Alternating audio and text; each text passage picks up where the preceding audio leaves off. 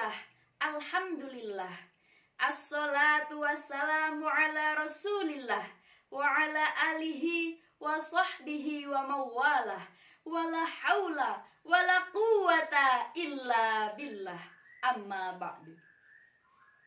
Yang terhormat Rektor UIN Maulana Malik Ibrahim Malang, yang saya hormati Dekan Fakultas Ilmu Tarbiyah dan Keguruan UIN Maulana Malik Ibrahim Malang, Kepala Jurusan Pendidikan Agama Islam UIN Maulana Malik Ibrahim Malang, Dewan Juri yang arif dan bijaksana, serta pemirsa yang berbahagia.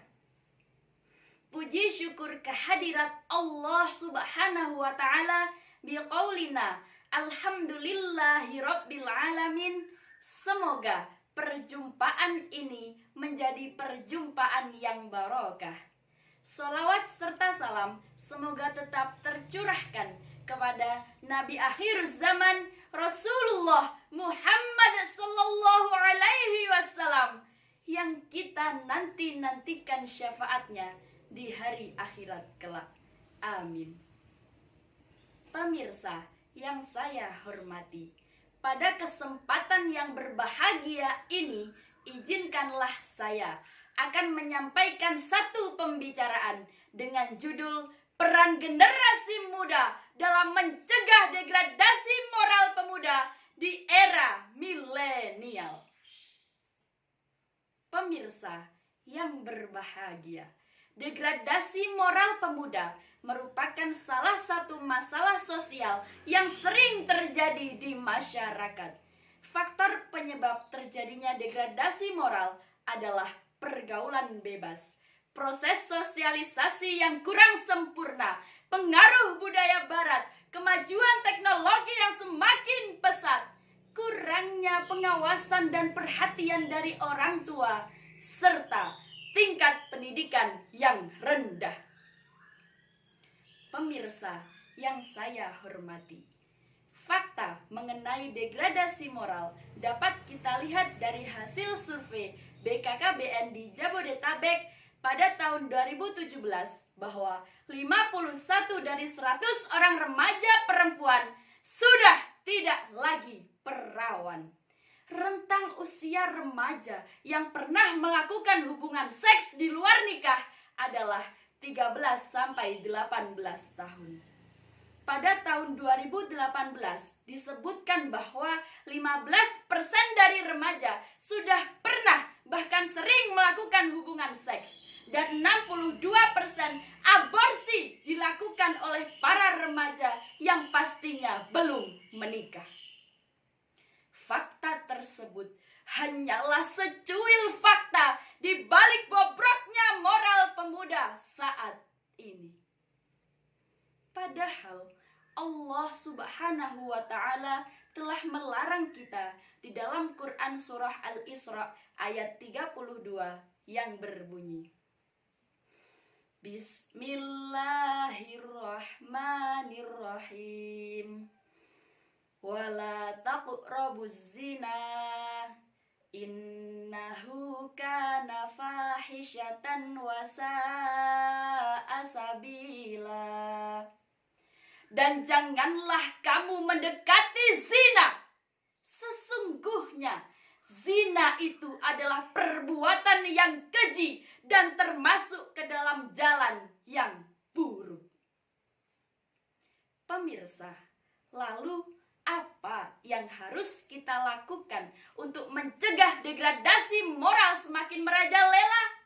Semuanya stakeholder mempunyai peranan yang penting. Yang pertama, penguatan akidah dan peningkatan keimanan di dalam pendidikan formal maupun non-formal. Penguatan akidah dan peningkatan keimanan yang dibarengi oleh meningkatnya nilai-nilai agama akan mampu menjadi tameng yang terbaik untuk menangkal degradasi moral. Karena dengan nilai-nilai agama, kita akan mendapatkan penerangan minadzulumati ilan nur, dari kegelapan menuju cahaya yang terang benderang. Dengan nilai agama juga pemuda menjadi memiliki pengendali diri untuk membedakan mana yang halal dan mana yang haram. Pendidikan agama yang lebih mengedepankan kepada bimbingan dan pembinaan perilaku mandiri dan kreatif menjadi faktor terpenting karena dapat melatih mental dan moral pemuda untuk menjadi pribadi yang memiliki ketahanan pribadi dan sosial. Bagaimana seorang guru agama bisa mengemban tugasnya dengan baik, kembali lagi kepada kita, para mahasiswa pendidikan agama Islam, untuk mempersiapkan diri. Yang kedua, peran lingkungan keluarga. Keluarga jelas memberikan andil di dalam penyimpangan pemuda. Keluarga sebagai tarbiyah pertama dan yang paling utama menuntut orang tua untuk mendidik, membimbing, mengawasi, dan memberikan teladan yang baik.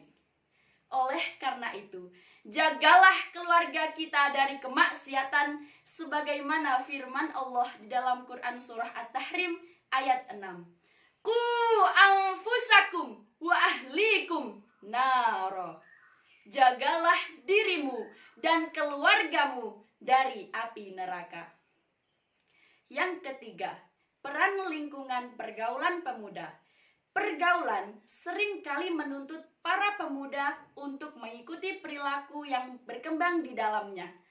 Perilaku pemuda sangat dipengaruhi oleh golongannya. Maka jangan sampai keliru dalam memilih teman. Kita gunakan prinsip wong kang soleh kumpulono.